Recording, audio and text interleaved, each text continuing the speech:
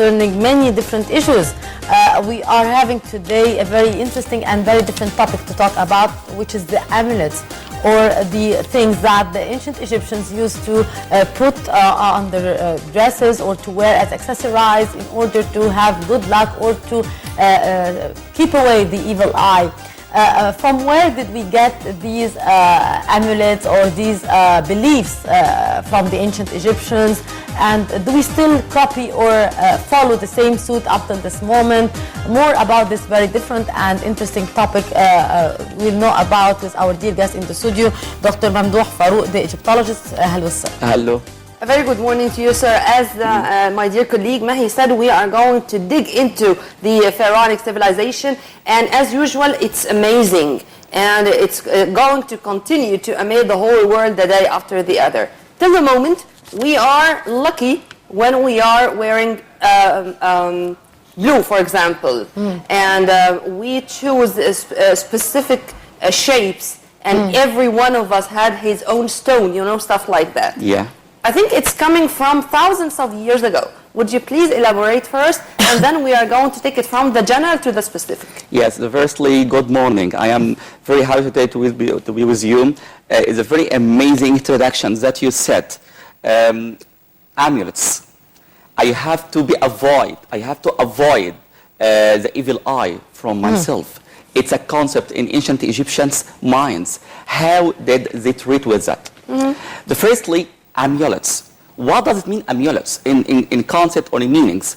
Amulets is a little charms or a little objects that used for a person who wears it or hold it in his hands or offer it as a protection.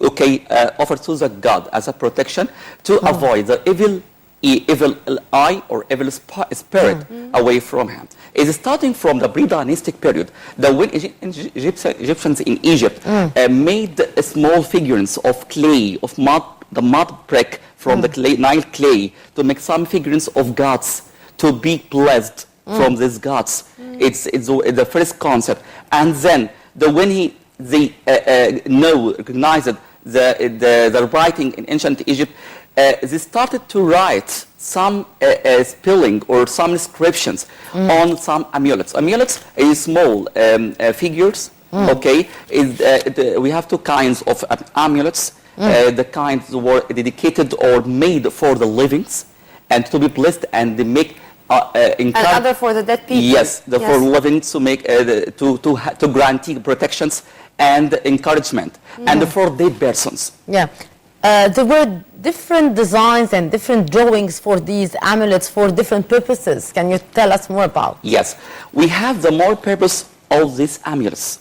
The purpose to make a protection in the life and to make a protection in afterlife. We have the more shapes according purpose, okay, according using it. It's more difference, okay?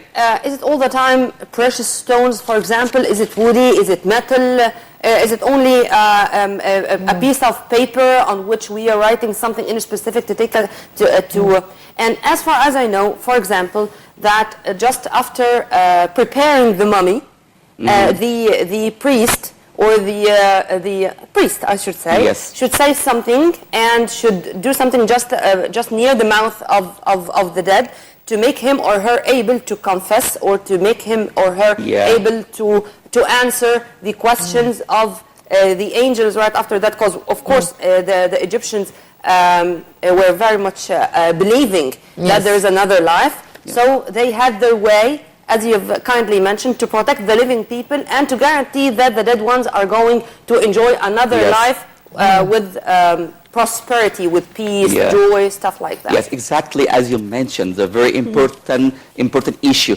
that is made of, firstly made of clay or wood or faience, blue faience. What's the purpose of the color blue? What it refers to? Lapis. Yes, lapis lazuli. Yes, we can say faience or small ceramic, ojat eye, heart, scarab, all kinds of amulets They were as a protection after life. They were used for mummies. They were both replaced between the linen wrappings on the mummy to give a protection and guarantee the dead body, guarantee protection in afterlife. So it's a very important thing that I have to mention. While wrapping the mummy, inside the mummies, between the layers, there are all the time those amulets. Yes, we can say what a kind of the amulets. We have here the plupid, we use it for the envious man. I have to avoid the envious man who give me an evil eye and I will be harmful when he looking at me. This is very important as we used in the modern times. There were, we can say the amulets were the more different shapes, like animals, the part of organs of the body, okay? And we can see the very important thing, that when the woman didn't give birth or be pregnant in ancient Egyptians, she was blessed with these amulets to grant the fertility from this god. And there's a god of fertility, and in specific, it's this scarab. Yes. Because or the female of hippo or hippopotamus is giving fertility, giving the blessing from her to be pregnant again in ancient Egypt. So the small figures with pierced, and with hanging chain from the word bought inside the chain, necklaces, bracelets, okay, and all kinds of jewelry, the word bought. And where they used inscriptions, they wrote some spell inscription in the Old Kingdom and the New Kingdom. We can see a very important point in afterlife, the word Book of the Dead. Book of the Dead is a book, the 200 chapters they were using to protect the dead in afterlife. The one is inscribed, my heart is a spirit of heart, and it say, don't witness against me my heart. Don't witness against me my heart. Is word addressing his heart to to be innocent in afterlife. And we can see scarab amulets. The word put, okay, and the word addresses the heart. Everything in every amulet we had a specific using in afterlife. So what about the living people? To what extent they were believing in the amulets, and to what extent now we are copying or we are following their suit regarding wearing jewelries to keep the evil eye with a big eye, or with a hand, 5 fingers. To what extent we are following the same belief and traditions? You cannot in the modern times. If you are harmful or met a bad events in your life, it's start on your mind that is something someone envies you. Okay, you have to avoid him. So we use in living some creatures in the night, like the spite of scorpion, spite of snake. I have to avoid them to be away and to be intact. I have to put something is spelling inscription to make them away from me. Is called in the God's destiny. The God destiny. We have to believe in it. They believe in gods. They believe in afterlife gods that they give them some power and they make them to get inside the tests or experiments in their life. So they made. So if you permit me, it turned to be another issue these days, because today we all believe in God. Yes. And we all believe that it's our destiny, it's our fate which is going to happen, but we may use some stones to give us some psychic relief. Yes. And whenever you are psychically stable, then you are going to move in a steady way, and in a way you are going to avoid struggle or stuff like that. Even as far as I know, that some people use special kind of stones and then they examine their aura. And if their aura is blue, then this piece of a stone is doing great for their aura with ultrasonic or ultraviolet rays or stuff like that. With these tests, they test their aura. Yes. If the pharaohs knew about that thousands of years ago, is that true first? Yes. And then how how the choice came? I mean, for example, because what's suitable for you maybe it's not suitable for me, maybe it's not suitable for a third person, how they can choose or decide? Or was it a main task of the priests or those in the temples? Yes, as you mentioned, we have the more believing in afterlife, that the evil and the good intentions that came from God's. The all of them, okay? If I am harmful or be hurt from something, I have to mention that the God who did it. But I want to be satisfied. I want to the God that to be satisfied with me. That I make something like a pulpit. I will mention something about Ujat eye, the evil eye. There is a conflict or story, the mythical story. Tell us the when Horus, there was a conflict with his uncle Set.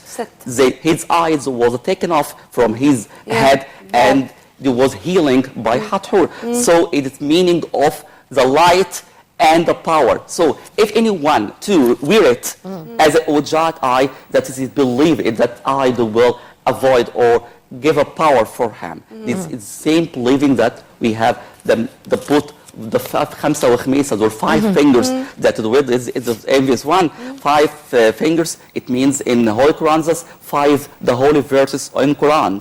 Okay, that's the very. And because of this, we call it now Kaf Fatma, or the the hand of Fatma.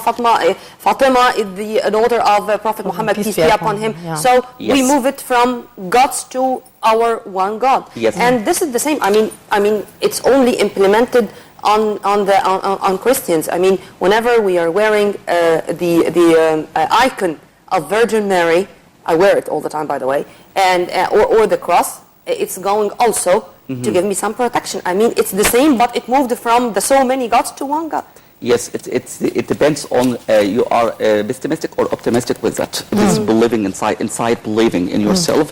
The winner society that's something is small something, a small object that will bring you a good fortunes. This is believing or the inner concept inside you. According, it depends. It doesn't depend on a religion or somewhat, but it depends on something that bring a luck for me. This is still exists. The when wearing something like necklaces, like ring, they will bring for me a good fortunes. It's depend on what I believe, what I think. So we are getting these traditions and these beliefs from our ancient Egyptians. So we are doing the same things nowadays. Yes, I will. Of course, excepting the part of the dead people. Yes, you talk about the living. Yes. Yes, living. That I will tell you something about the children. The mother, they wanted to avoid the envious one, envious eyes, the evil humans from her children's that make something like spells, okay, and they named him or named them as strange names. Yes. Yes, it's ugly. Yeah. Yes, something is like ugly names to avoid this envious men or envious people that were looking at these children, or the beautiful children, beautiful child. Yeah. So we can see here, I have to avoid the envious one who he has a bad intention inside him. He looking at me, what I got in my work, in my success. So I have to make something or wearing something to avoid this envious eye.